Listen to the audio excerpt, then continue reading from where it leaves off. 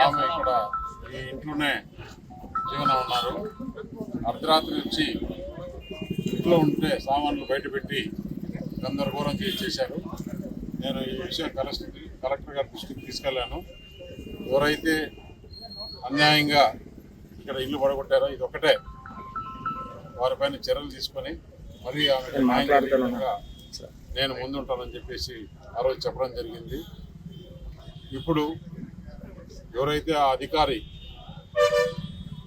ఏమాత్రం కరుణించకుండా ఇక్కడ ఒక పేదలు ఉన్నారు, మహిళలు ఉన్నారు అని కూడా చూడకుండా ఈ ఇల్లు పడగొట్టడం నేను ఆ రోజే ఖండించాను.